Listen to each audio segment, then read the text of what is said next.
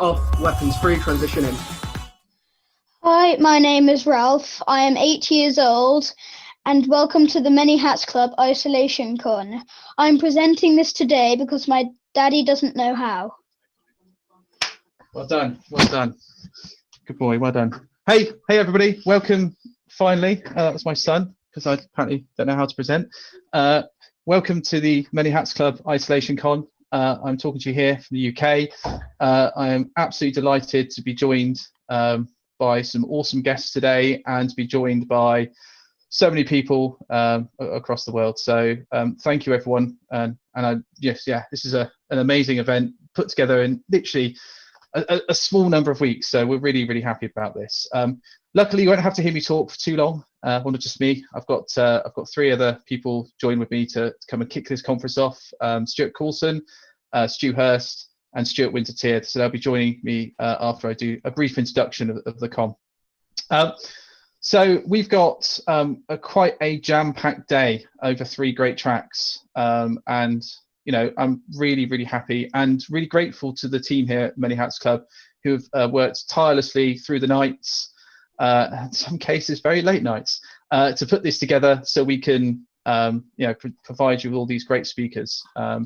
From the red team side, the blue team and purple team, there are a mixture of very experienced and well-known speakers to people that may be doing their very first conference talk. So there's a really good track put on today for everyone, and there's something for everyone as well. There's some really good talks.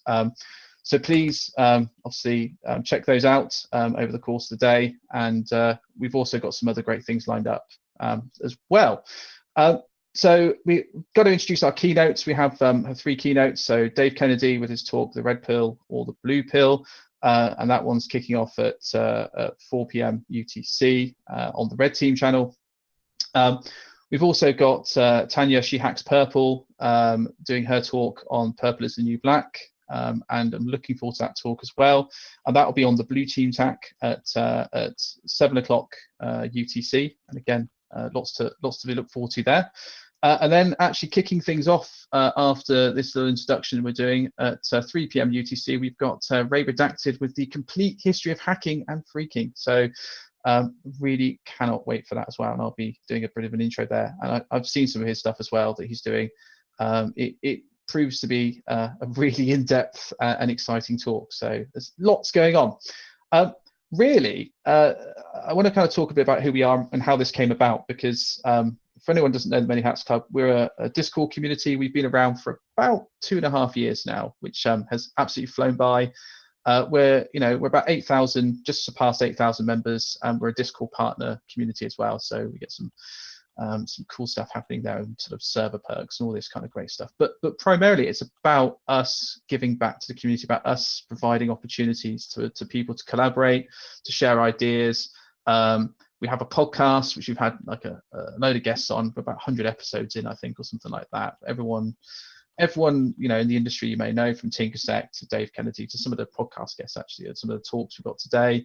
We have lots of things that we do, and we just want to give back all the time. So we've done charity events before. We co-hosted the Beer Farmers Beer Con 1 last year, which raised lots of money for charity. Before that, Dave Kennedy was very kind to donate us 5 DerbyCon tickets, which we then auctioned off for charity. We raised money for Innocent Org, Diana Initiative, and many other kind of organizations as well. So we're always about trying to raise money where we can, and this seemed like a perfect opportunity. So we're really lucky and really thankful for everyone that's actually come here today, who's donated or supported our cause or offered to help, always participating in the CTF. So people like Offensive Security, who have donated 2 of their kind of PWK vouchers to us. Big shout out to TJ Null. To Point 3 for hosting our CTF. They've done a really awesome job, and that's kicking off quite nicely. I think I saw like 80 plus people have scored so far on that CTF, and I know there's about 150 people signed up plus when I checked last night, so that's really good. And RSS Risk as well, for actually being our very first donator and sponsored donator as well. So really thankful. But we're doing this for a reason, and the main reason we're doing this is to raise money for Médecins Sans Frontières, or MSF, or AKA Doctors Without Borders. And we want to raise as much as we possibly can. We have a goal of 10,000. We're currently, I think, about 5.7 or 5.7 something at the moment. I need to check that. It's on the screen and you guys can see it because you've got the live stream of it. But we want to raise as much money as we can today. So if you can donate anything, any small amounts, no matter how much it is, will be really appreciated, because these guys do great work all year round. They're frontline. They're in front of, when there's things like outbreaks, like the COVID-19 outbreak as well, and like Ebola that's happened in the past. These are the people, the doctors that go out there and do a lot of that triaging work. They put themselves at risk all the time. And this is actually an email I got back from MSF. So this quote here from Andy Dennis, which you can read.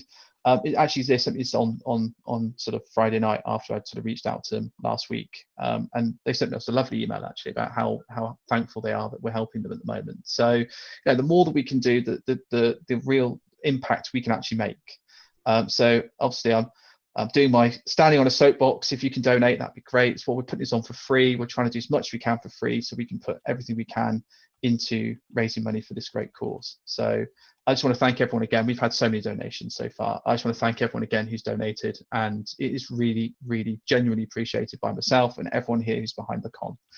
And again, like I said, it isn't just, they don't just do work all over the world, and they do some amazing things. So really, really important part of this conference, and the whole reason we decided to do it as well. We did try and do a con last year, a physical con, and we just realized it was, for a community of our size, that we don't make any money. We're not, a profit organization. We're just a bunch of people working together online to do things, and we have done some quite awesome things recently. But realistically, we tried too big, and to be honest, we kind of failed at that. So I actually thought this year we were going to do a virtual conference because we're an online community, and with everything that had come up and other virtual conferences that spun up, 3 weeks ago, we decided let's do it. And yeah, it's been an amazing journey, and we're really, really happy that we've got here. And not just the talks we've got today. There are 2 awesome after party activities that are going to be streamed over 3 channels. So at 21:15 UTC, I'd be proud to announce that the Beer Farmers pub quiz will be going live, and the link to that pub quiz will be dropped into the chat, the Twitch channels, like slightly just before that things go live, so you've got time to create a team or to just sign up to it and see what happens. And we've got some prizes to give away for that as well. Beer Farmers got some merch, and I think I will have a couple of training programs to give away as well for that. So the security company has actually kindly donated 2 training packages, which I'll get into the kind of slide decks for the closing ceremony as well, before the pub quiz kicks off. And then at 10 o'clock UTC, Whitey Cracker has kindly donated his time to do a gig for us. So we absolutely can't wait for that. So it's going to be pretty awesome. We were on a call with them the other day, and yeah, it's going to be absolutely great. So really, really looking forward to it. And again, lots going on. So this is an interactive day as well. So we've got moderators on the Twitch channels. We've got moderators on the Discord channels for people that are listening on Discord. We've got people in our community that have donated their time to really help out. So if you've got questions for anyone during the talks, especially during the keynotes and all this kind of stuff and all the talks, there will be a dedicated compare during those talks. So we've got on the kind of red team channel after this, we've got Ian Thornton Trump and Sean Wright, and also Kim Crawley will be kind of floating around the channels as well. We've got Stu Hurst, who will be doing some stuff on the blue team channel with Mike Thompson from the Beer Farmers. And then we've also got comparing, we've got Andy Zephyrfish, and we've also got Chrissy Morgan, aka Sawfish, joining to do the purple team track. And I'll be floating between the tracks and introducing certain speakers as well. So we've got plenty of people to host to keep the day entertaining, to kind of keep things moving. And we'll all have moderators feeding in channels to that as well. Obviously, You know, we are obviously moderating the chats as well, so try and keep it clean. Anyone that does anything offensive also will be booted off the channels and all that kind of great stuff. We do have code of conduct and all that kind of brilliant stuff to protect people. We're here to have fun. We're here to raise money, but ultimately, we're here. You know, we're here to ultimately have a good time as well in this, bring people together and share ideas as part of everyone being stuck at home and all that kind of great stuff. So that was my very quick overview. I said I'd do it in 15 minutes. I did it in 10, so it's more time for us to talk.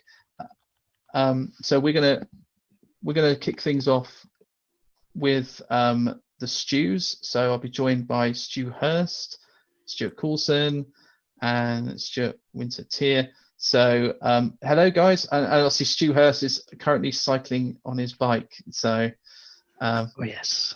So yeah, that just happened, right? So yeah. So guys, do you want to give a brief intro to yourself as we are Stu Con, I guess? So I want Stu Hurst to start while he's on his bicycle doing this, because this is just outrageous. Oh, right, I'm building up quite a sweat here because I've been on for 45 minutes. So hi everyone, thank you for spending time with us today. Thanks to everyone putting this on. It's awesome, really, especially in the short time frame during a crazy time. I am the principal cloud security engineer at Just Eat. You'll see my boss later on, Kevin Fielder, who's on our panel, I think. My background has been with internet companies mainly, for those who don't know who I am, and morphed into cloud security over the last couple of years. Worked with Stu quite a bit on some meetups and things, and great to be part of the community. So thank you all. thanks, Stu. Stuart Coulson. Yeah, so I this year set off on my own as a freelancer, so that worked out well with IR35 and COVID, so that's kind of put a stop to a lot of things. Yeah, unfortunately, I've known Pet for quite a while, haven't I, fella? I'm just trying to work out when I first met you. It's been some time. I think it was B-Sides Manchester, I think. Yeah, possibly. But yeah, so who am I? I'm a guy who does stuff in cybers like most of you, I suppose. And ladies, of course, as well. Yeah, and Stuart Winter-Tier. Yeah, with Iris Risk, really my passion's for secure design and automation, scaling, threat modeling, that sort of thing. So that's me. Excellent. And I think I introduced myself. I'm Stu. I founded the Many Hats Club about 2.5 years ago, and I've been in InfoSec for longer than I care to imagine. But yeah, and do social engineering and all that kind of crazy stuff. So yeah, pretty awesome. Okay, so Mr. Coulson, you had some things you wanted to talk about, maybe to start with, some subjects that you want to kick off. Give us some stuff to natter about. Anyway, I thought I'd kind of intro. Obviously, there's 4 Stews, so we kind of nicknamed ourselves StewCon. And also kind of there's 4 horsemen of the apocalypse. So I have been trying to work out which one's which. I actually spent last night trying to work out which one's death, pestilence, etc. I still not got it really right. So if anyone in the chat wants to put it, which one of us 4 is pestilence, death, etc., go for it. That'd be quite fun. Maybe a Twitter poll or something crazy, because someone's going to do it. I know they will. And Stu Peck will win probably all of them. Obviously, yeah. About that. We're in isolation because the weird, wonderful world we're in at the moment. And I suppose the question to StuCon is, how are you actually coping in this weird, wonderful world? I'm going to ask that to Stegopax, because you're in a really remote location to where we are.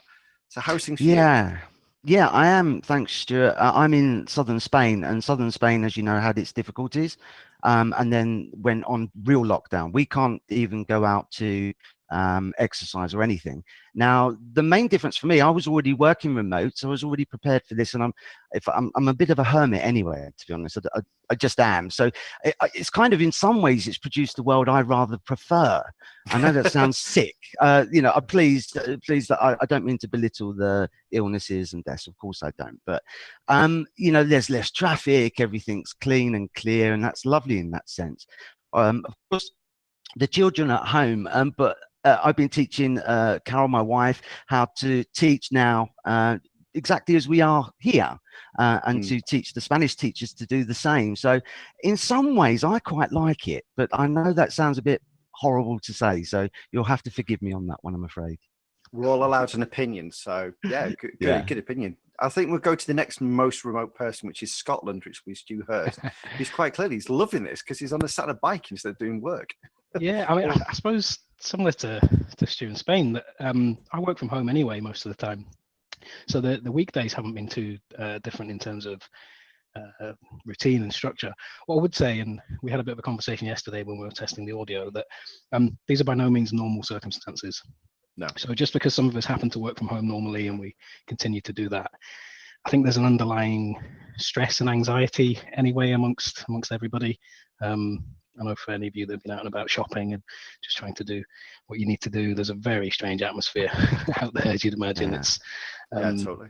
it's like nothing we've seen before. And I think we're trying to get our day jobs done to the best of our abilities while we maneuver our way through this madness. So I think it's, regardless of if you're quite used to being at home a lot, the fact that you can't get out and have some of those mechanisms normally that you would use, especially at weekends like this, where it's even sunny in Scotland, which well, frightens me.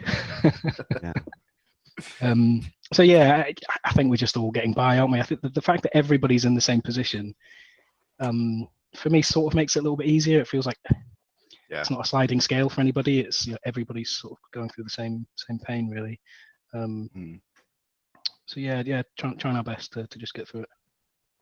Absolutely. Stu Peck, obviously we've had Ralph on already, and can we just say massive hats off to your son there. Absolutely nailed it as an opener. Yeah. And I'd like to see him on stage instead of yourself. No deference to yourself. Just look, Ralph nailed it. But how's life with you, with kids at home, trying to do a day job? Because obviously you're full in the middle of business at the moment. Yeah, I've got 3 kids as well, right? So that's and they're all under 8. Well, yeah, 8, 5, and 3. So yeah, my house is just like a zoo, pretty much, and then it gets trashed, and so yeah, it's good.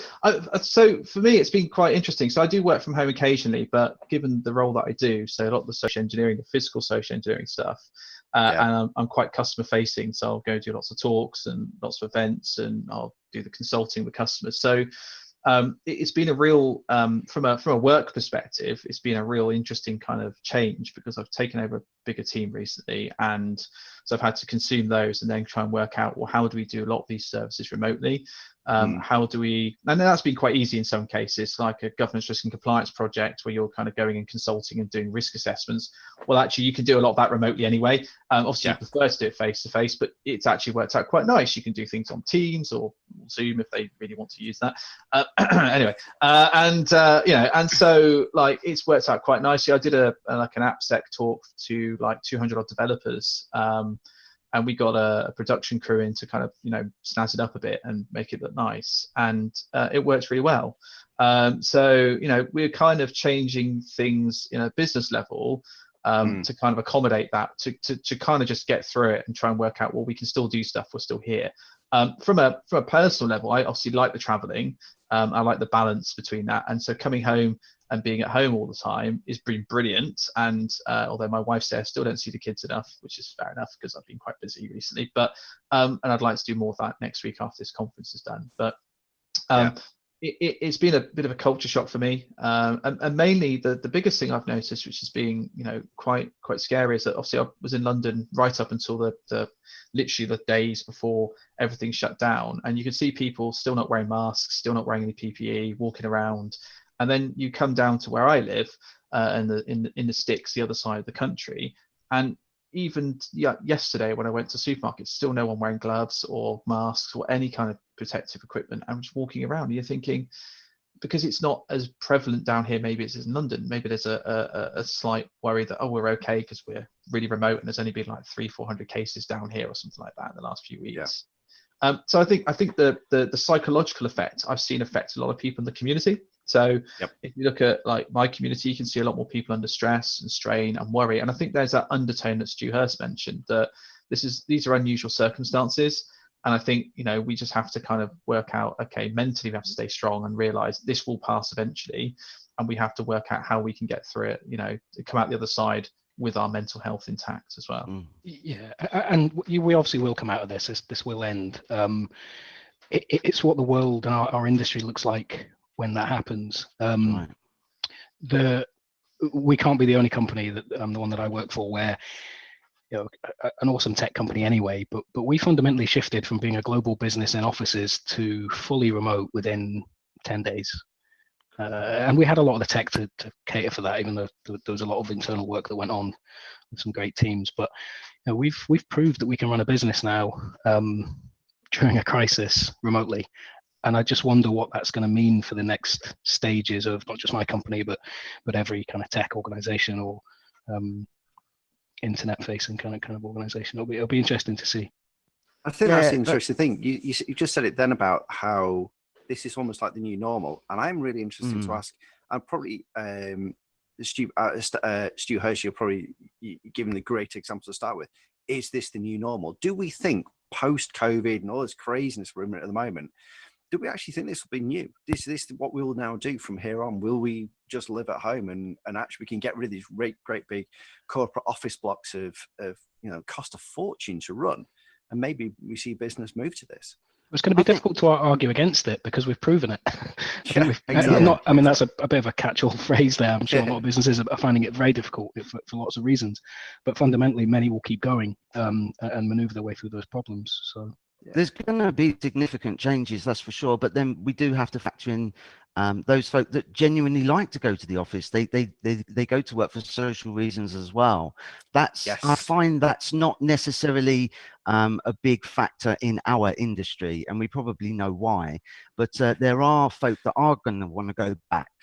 And so I think we will see change. Perhaps not everybody, but I don't think we're coming out of this in the same world as we went into it personally. I think there'll be a remote working revolution. I think this will be the sign. A lot of companies, and actually, if you look at business continuity, I was talking on a podcast a few weeks ago about business continuity planning and stuff like this, and about the fact that a lot of people like actually realizing their continuity plan wasn't fit for purpose. It was all theory until they actually put it into practice, like properly into practice. The government. We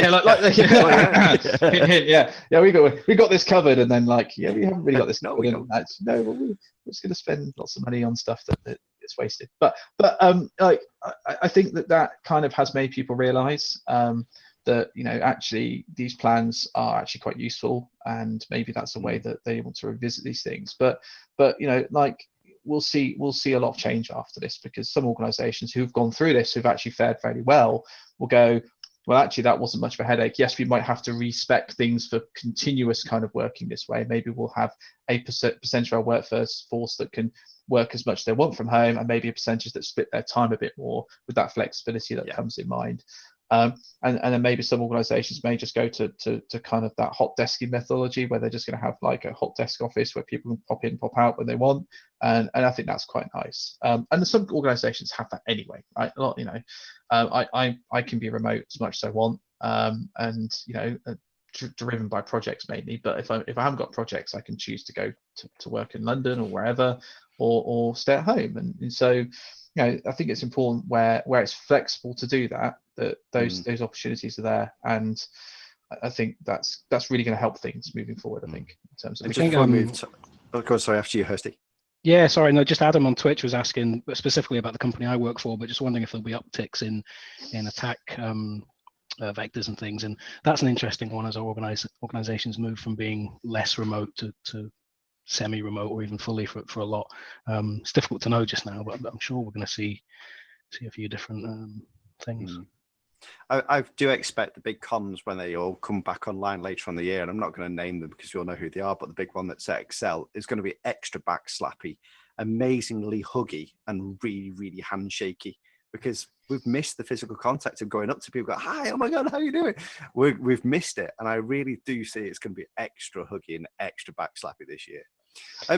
Just moving topic, I wanted to ask a question about what have you now discovered as a new tool or a new something that you're now doing that you've picked up as a result of all this working from home? For me, for example, Zoom, as much as we want to tear this thing apart, actually getting in touch with my family has been so much easier because of Zoom. Trying to get them to go through the rigmarole of Skype and all the other tools out there has been painful. And I think understanding the fact that there are some people out there who aren't technically able like us to get to use technology, that's been a revolution. To literally click on something within a minute or so, you are now having a live conference call with my dad and my mom, who are literally just technically dead. Sorry if they're watching this, but just the ability to do that for me, Zoom, they do get a plus point for me. They really do. What about you, Stupet? What about you? What have you picked? New tools, new anything that you picked up? For me, it's been so many. So I think really for me, I'll go specifically into some of the stuff I've been doing. So 2 weeks, was it last week? Maybe a weekend before, first week of April or something. I participated in the Trace Labs OSINT Global CTF, right, with 3 other people from here, and we won that 3 years in a row. Nice. Strange flex. Anyway, but actually, to us, I don't know how we won it 3 years in a row, but we did. And for me, it's like I with all that extra time working from home and mixing in evenings prepping for this and trying to look at no tools. So there's been some really good like facial recognition software that we've used, and Cool. we kind of gelled our processes around how we did the open source intelligence work, the OSINT. And really just kind of for me, it was about kind of having that time and flexibility where I'm not traveling, that I can do that research and really invest more time in it. And I think for me it's more, rather than tools, it's more the time to research has really benefited me, that I can pick out the tools that I want, test them, go, that works for me, or test some new processes or new techniques. So it's more techniques than tools actually for me. Being able to test things I've been thinking about for ages, but never really had the time because I've been running around like a blue-ass fly, or just spending 90% of my time on a train or a plane or something like that. So it's called life. It gets in the way of everything. Yeah, I know. It's just travel. I've worked out. I've got something like, because my travel to work from where I live to get to London, if I'm just going London, it's about 4.5 hours, 5 hours door to door. One way, so 10 hours a week traveling, plus the traveling I do when it's a minimum of 10 hours a week, right? Minimum. If I don't travel anywhere else, so I don't go to Europe or anything. So I've got an extra 10 hours that is almost dead time in the evenings, right? That I could spend obviously with my family, but also doing research and stuff like that. So I've used that time that I would have been spent on a train, probably standing in some cases, actually doing something. So that's been the biggest benefit to me, really. Spot on. Stego, what about you? Tools, tips, tricks, techniques, or very similar to you, actually, Stu. I was already, you got to remember, I was already remote, so I was used to this. But because of the outrage of what happened to Zoom and their perhaps questionable privacy, they've been forced to improve, and that has helped me a lot, because now I can use it and it's much more stable. So I'm pleased from that regard. Also, I have a 20-year-old son, didn't quite make it out of York University on the final flight. So it's a godsend to be able to talk to him face to face. It makes a difference. Yeah. Oh, you could say, oh, well, you're not together, it's not the same. Well, if this is your only option, then I would rather have this option, to be honest. And it's worked out very well. So I'm very similar to you. And I would, I would also agree with the time aspect. I work, we're all different. We all excel at different times of the day, for example. I'm not necessarily a morning person. Let me just be honest about that. But I'm quite happy to talk to America at 10 o'clock at night, 11 o'clock at night. That's fine by me. And I feel pretty switched on then. So, as I say, it's a world I'm sort of warming to quite a lot, and it has had the benefit with my son, as well. So. Yeah. Big shout out to your son, obviously stuck up in York. If he's watching this, and if he's not, why not? But and I hope he's keeping safe up there. Hursty, what about you? You've obviously got so much tech to your fingertips at the moment. More of it flowing towards you every minute, with vendors obviously knocking on your door. We'll come to those in a minute. But what about you? What's new in your world that you've really warmed to as a result of this? So I suppose, just to echo what you guys have said, really, I'm not sure there's anything that's come along that's particularly new from a tech point of view yet, but it's more behavioral things, and you've touched on it, really. It's, I've got family in New Zealand that we connect with far more than we did until this happened. Saturday night pub thing with my mates, where I think we socialize more at the moment than we have for a decade or plus.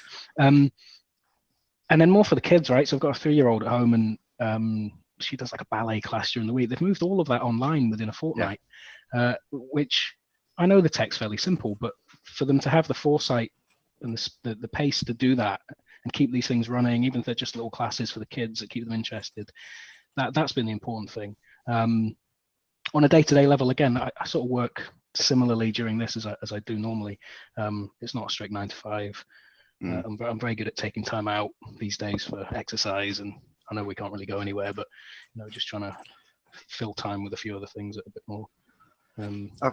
Have you started doing a lot more exercise now that you're at home? Because obviously you're sat on your bike now, and are you doing more exercise?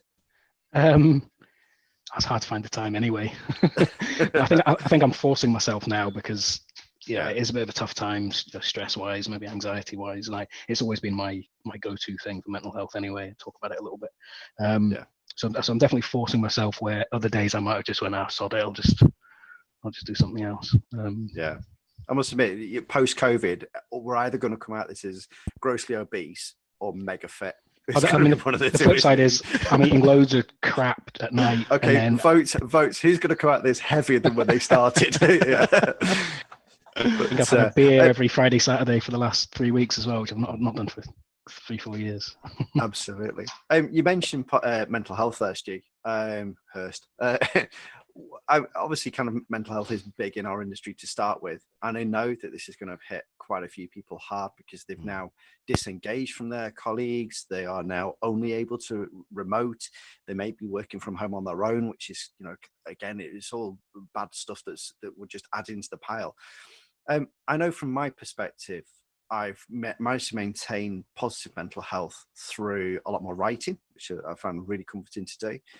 And simply just having the family around. I mean, they're all running around the house. Just that door there. I'm glad it's as soundproof as it is, because they have just legged it downstairs. I thought someone had actually fallen downstairs before.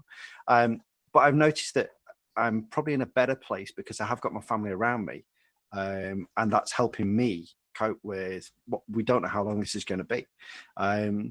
Any tips, tricks from yourselves, or how you're coping, or what's your coping mechanism that you're using? And it obviously I know it's kind of a personal thing. If it's something you're not comfortable with, stuff that maybe you've read that you think's relevant. I'll start with Stegopax in this one. Keep a routine. Thanks for asking. Keep a routine. It's absolutely imperative. I know it sounds silly. Get up, get ready for the day. Okay. Even if you're not leaving the house. These psychological routines, we are creatures of routine, but we don't realize. Now, if we start to let them slip, our minds start to slip with it, and we can start getting down, and we don't, I don't know why it works. I'm not a psychologist, but I've tried not keeping a routine, and it's very easy to slip into getting down. So keep a routine and stick to it. That's my advice. Absolutely. Stu Peck, big nods there.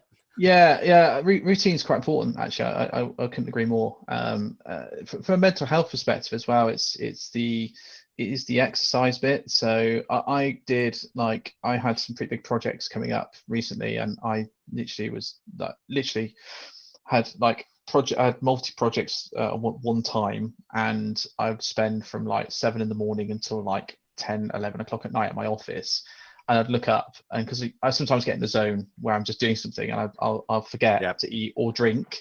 Sometimes I'll have a drink in my office, but I'll forget to drink or eat something, and I'll look up, and it's my God, it's 6 p.m, and the day's gone, and I haven't done any exercise, and I'll just crack on for a bit, and I'll do some exercise. And so the exercise kind of goes away. I think it's the taking the break, mental break, stepping away and not actually working ridiculous hours, because you can, right? Because you could do that, and you could just literally sit here, especially when we're busy, and the pressure of everyone's under pressure from a work perspective to try and keep things going.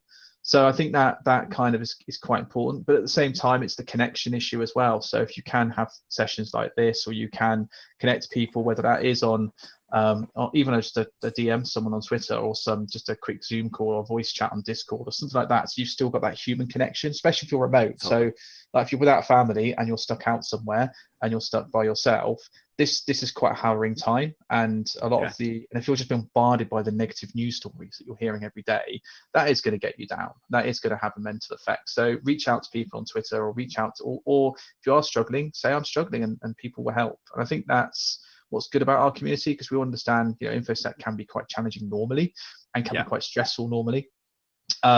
So being able to go and say, hey, I'm struggling, or I'm not having a good time, and knowing people are there, is quite a nice thought. So I think, if you see someone struggling as well and you think they're struggling and then they're a bit off, then don't hesitate to reach out to them and DM them and say, how's your day going? I was going to say, I think all difference. 4 of us are DMs open, aren't we? I seem to remember have seen it. And I know Stu Hurst, just moving on to you, I know you've really been a big advocate of this, and I know that your physical exercise has been a really big help for your mental health. Yeah. You keeping going? Yeah, so I've talked a lot over the last maybe 18 months about mental health and well-being and been on a few webinars and various things. But I want to caveat it with, I don't actually feel that I've had too much in the way of struggles with mental health. But what I have been has been in reasonably stressful environments, as Stuart Peck's just alluded to, in the jobs that we've had. I've had friends go through some really bad stuff where you sort of see their learning curves and the things that they've used. And then you have your good days and bad days like any human being. But what it is a topic that sort of fascinates me about how individuals get through certain things and how they're able to use different mechanisms. We did a mental health panel at the Digit Expo up in Edinburgh at the end of last year, and it was just phenomenal. We had a professor from Glasgow Uni, we had a HR rep who was a mental health first aider, and then a couple of people from the industry. And there was some great advice and some great chat about the triggers and how things can escalate, and then some of the ways to make it easier. And we had some really interesting content, and it was different for each person. So it wasn't as if there was a one-size-fits-all thing. We had Rory Alsop, who runs B-Side Scotland and really active in the community, talking about the fact he loves to keep busy. His mechanism is working a lot, actually. It's not the downtime. It's not the holidaying or whatever. He loves his work, and that's what takes him into his happy place. And for a lot of the rest of us, it's either exercise or being with family or a combination of different things. For me, I've always trained, I've always done that exercise. I'm getting old and slow these days, but it's always been my go-to thing to take my brain somewhere else, and I always feel better afterwards. So difficult to stop doing that when it's an addiction really of its own. Okay, so old and slow just said it. In a race out of us 4, I would put you at the front. Okay, just saying that out there. Sure. You're the only one sat on a bicycle this second. I agree with you. So I'm going to switch tone a bit. Let's have a bit of fun with this. So we've all been stuck inside, and the big 43-inch plasma in the corner has been beckoning. What have you been watching that either A, you've regretted starting watching, going, why did I get into this series? I want to stop it now. Or have you watched something you've thought, TV, film, whatever it is, and you thought, that's actually really fairly decent? Anyone got any TV, film recommendations or things to avoid? For me, I'm only halfway through it, so don't give away the ending. That Tiger thing on Netflix, what the hell? Yeah. Absolutely bonkers. Yeah. Yeah, that's one on my to-do list. I'm in the middle of something at the moment, which I'll come to in a moment. But yeah, that Tiger one does fascinate me. What about you, Stego? Sorry, mate. No, I just finished off Chapo, which I thoroughly enjoyed. I've no idea why. I've started to really enjoy watching foreign films with British subtitles. No idea why, but Nice. I've done a lot of that this season. So yeah, Chapo's decent. Is fairly decent. Some points for that. Really What about enjoyed you? it. Pecky, go on. Yeah, so I've been Peppa rewatching.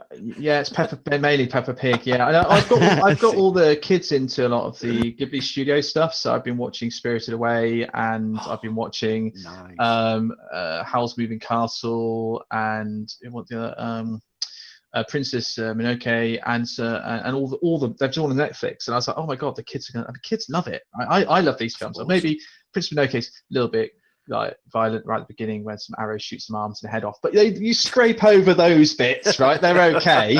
They're like, oh, right, and like the rest of it's okay. But even though it says it's a PG, and it's like, it's be fine, and you realise, okay, maybe that's a PG from 10 years ago. Actually, my kids have been getting to a lot of older films as well, so they've been getting to like Jurassic Park and stuff like this. Nice, like classic Jurassic Park, which is again actually it's PG, and it's actually quite gross in places, but and then for me personally, I've been rewatching The Witcher and stuff like this, and also The Tiger King. I won't ruin it for anyone, but a lot of the stuff, one of the people that may have disappeared as part of that, and the investigation was going into, was actually included as part of our CTF that for Trace Labs. That person got included, although I don't think anything got found without giving too much away. So yeah, very much like the case. But that's yeah, so. Cool. yeah, but so the Tiger King's actually opened a lot of people's imagination. Actually, I really like it. I find it really like I gotta say I find it really interesting. Just the level of like how it just escalates and just I just find myself just laughing. Just over the ridiculous of the whole thing. But yeah, so things like that. I'm going at the classic routes and stuff like this. I love my anime, so being able to show my kids some of the kind of cooler anime stuff that's going on. And then more recently, I've been getting into the Alter Carbon stuff again. So I rewatched season 1 and 2 of that because I love those shows. New season just started, hasn't it? Just started. Alter Carbon 2. Yeah, it's been around for a little bit. It's been out for a few weeks, but yeah, it's not as good as the first one. But yeah, so I've not been watching too much, but I always watch something before I go to bed. So and I usually fall asleep to it. But yeah, that's kind of my thing. So there's a thing. Oh, go on. Sorry, Hersey, after you. I was just going to mention something else. That I'm a bit of a space geek, so I watch a whole load of stuff to do with the Apollo missions and things. And there's Apollo 11, I think it's on Netflix or Amazon, and it's a documentary, but there's no narration over the top of it. It's all in the timeline of it happening, with lots of unseen footage and unheard Houston control stuff, and it's just fascinating to watch. I mean, everybody knows the ending, right? But did they get there? If you believe it, yeah. You don't know. Everyone put your tinfoil hats on. Did they get there? I would definitely. So me and the missus decided that we're going to start introducing our kids some of the proper old classics. So we start with Flash Gordon, proper Flash Gordon on DVD. It's a genuine version. Can I just say the most inappropriate movie I have ever watched with the child? Oh yes. There were so many fast forwards. It was as our memories of these older things definitely don't stack up to PG nowadays. Hey, Ghostbusters. Have this tablet, it'll help you forget your wedding night. Pardon? Yeah. So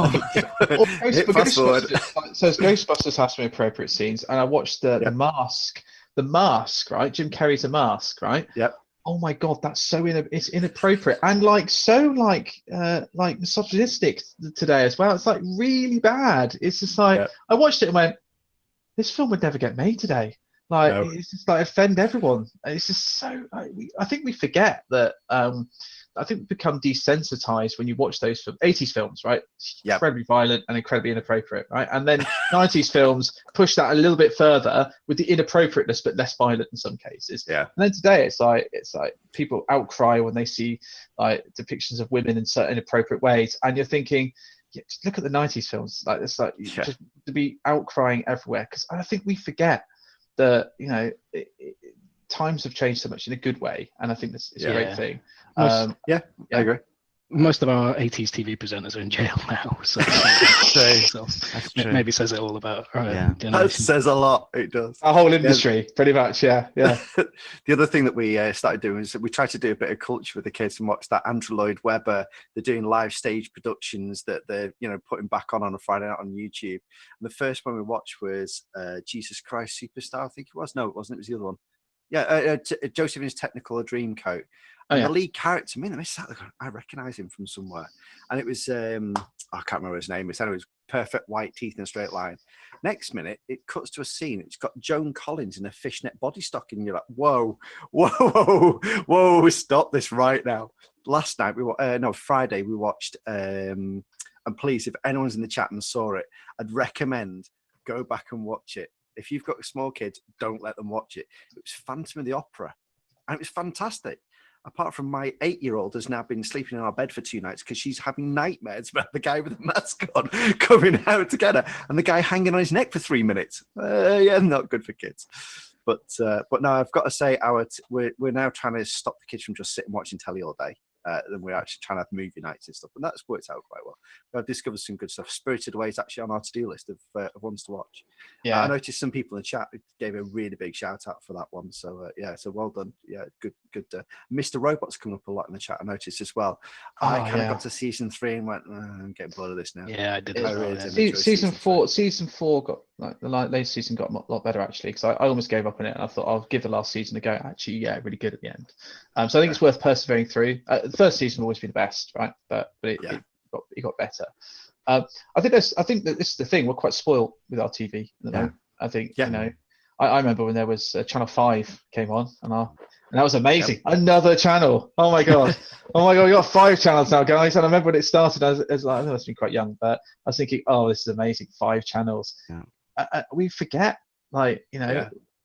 we grew up on, like, TV was like your choice was just nothing, right?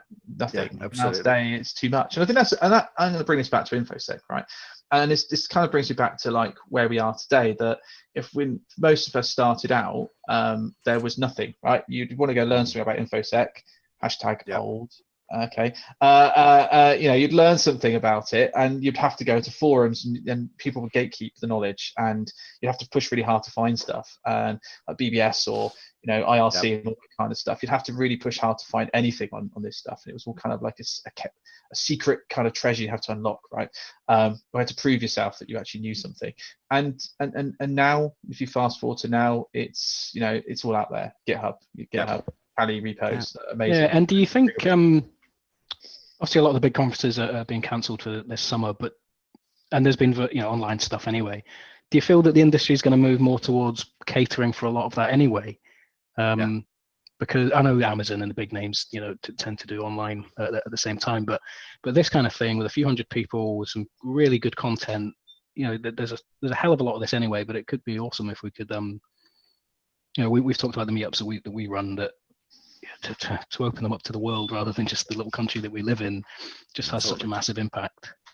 I think the DC cons will do phenomenally out of this, because all of a sudden, if I can't make a DC con, if you've now got this as an alternative form, I think it'd be superb. I'd love to go to some of the other DC cons around me. DC 141 can just, they're just, you never get to them. And if it was in this format, I would be able to get to them and actually be able to go and see other cons as well, which I think would be fairly cool. But yeah, I don't think the big stuff like the InfoSecs and stuff like and I don't think those will happen. I think that it will stay. I think the big ones will still stay like that. But I think smaller cons, I think, would be brilliant like this. I'm not saying B-sides would be good like this though. I think B-sides would be a bit more tricky to do like this. But I think this would be good. So, okay. What about you? Yeah. Okay. I'm a bit biased because I've set up a virtual conference, right? So yeah, everyone should go virtual, right? Or maybe no one should go virtual. We should keep doing this. So there's a DerpCon reached out to me last week, and they want to put our con on the back of their t-shirt and stuff like this. Because they are like another virtual con. There's not many of them out there. Now when we started doing it, there was like the Pancakes Con, and there was a couple others, right? The Grim Con had gone virtual, and so I think there's an appreciation that conferences will say, well, do we really need a venue? Do we really, I'm a big believer of that certain conferences should have a venue, right? Yeah. So DEF CON, Black Hat, that kind of stuff, right? Germ factories, right? Where FluCon actually meant something, right? Conflu meant something, sorry. But and I think it's important to get a mass group of people together face to face. There's something special about that. And I think we shouldn't move away from it, because you create memories and you create experiences, and you make friendships, right, from people that you talk to online. And I think that's always going to be there, right? And I think we shouldn't take that away. But what this does, what the virtual conferences I found, I mean, bear in mind, we spent nothing, right? We spent a little bit, but not much, right, putting this together. So we've just put our resources, our expertise, we've used platforms. So the cost of doing this is literally very, very little, right? And we've managed to raise money, and we've got people donating and stuff, because we're doing it for free and we're doing it for a good cause, right? So why can't more people do that? If you've got the right people and you've got the right technical expertise, why can't you put in your own con? And I think that reduces the barrier to entry, because when we tried to put on the first con that we tried to do, we were looking at like 30 grand plus for the venue. And we're like, oh, it's really expensive, right? And so we looked at it and went, and actually that venue then went out of business. So we actually dodged a massive bullet. So it would have been an absolute disaster. So actually, in hindsight, actually this is a pretty good thing.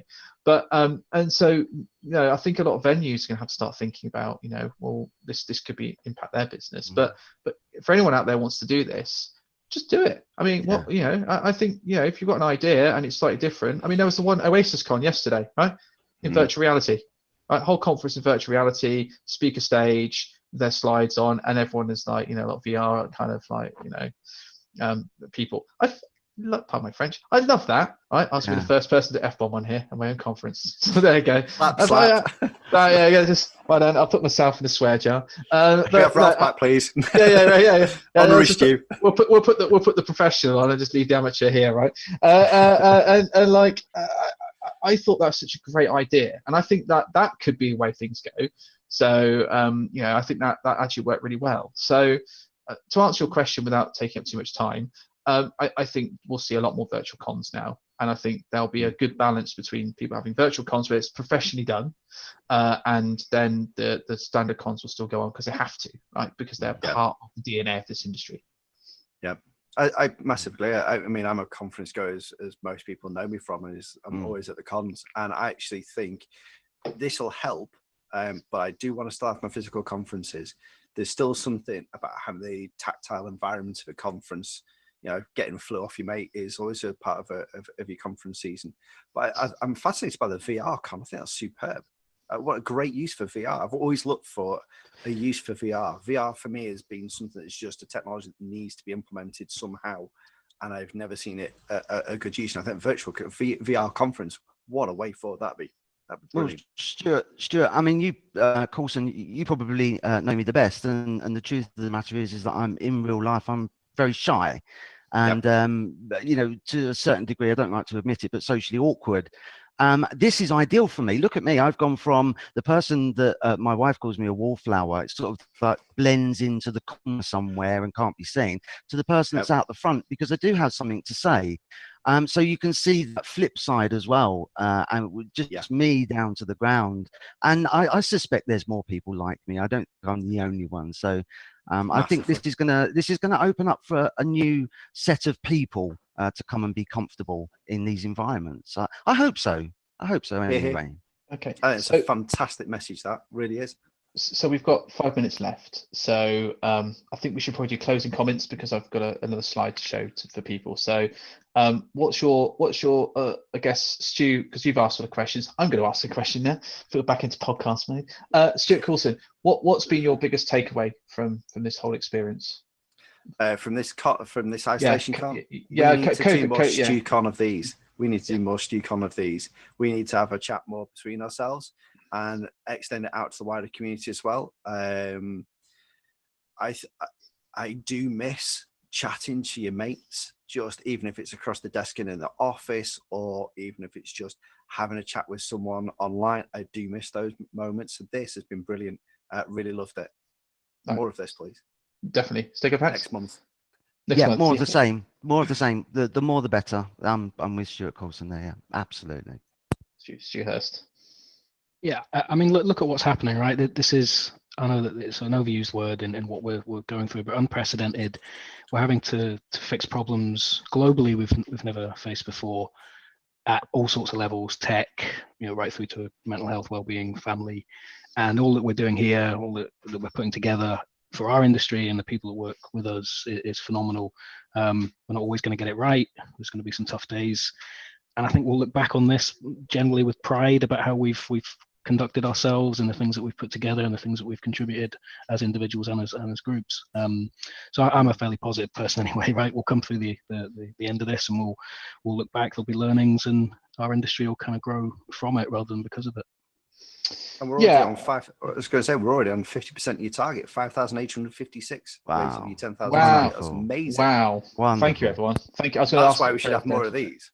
Yeah, that's amazing. Thank you, everyone who's just donated. And I'm sure, I don't know if everyone knows, but basically, I decided, and the guys decided, that every time someone donates, the staff and the moderators are going to post a meme of me on Twitter with tagging that person that donates in.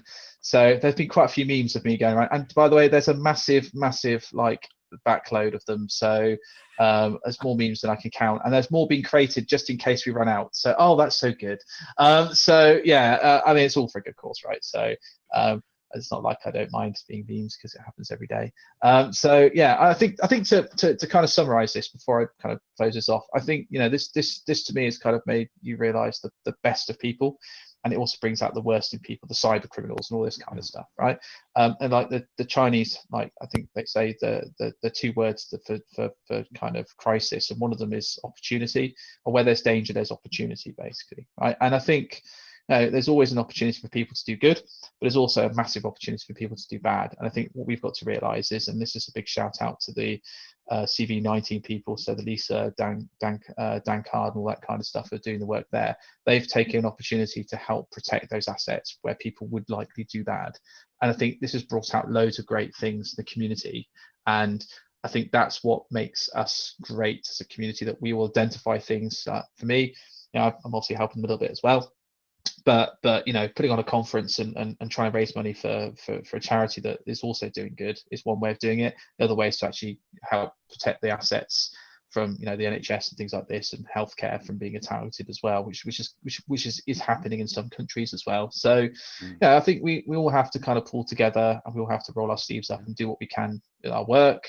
And also where in the community we have to pull our sleeves up as well. So I think I am out of time, or almost out of time. Yes, I have got 1 minute. So on that note, thank you very much, guys. And you've got 5 minutes time. There's a handover between tracks. You've got the red team track for like the main event for the red team stuff that's coming up. You've got the blue team track, obviously with the talks coming up. I've got the keynote on I thought Dan Raywood. I think we've got I don't know who we've got coming up first. I haven't got a schedule in front of me. And we've also got another track. I've got a purple team track as well. So pick your track. Each track actually on Twitch has got the schedule on there, so you can see which talks are coming up. And I thought I can just go back here, can't I? And be really go right to the beginning. Look at that, boom. Okay, yeah, Osoku on that track, Osoku, and also Dan Raywood talking about his bit for half an hour, and then Ray Redacted. I should have put that at the end. Why didn't I do that? Never mind. That's what happens doing production. Thank you to my three co-hosts, Stego Pack, Stuart Coulson, Stu Hurst. Thank you. I'm Stu. I'll see the other Stu. Thank you. Bye-bye. And thank you. And Stand by. that's it. Stay safe, everyone. Okay, Yep. broadcast code.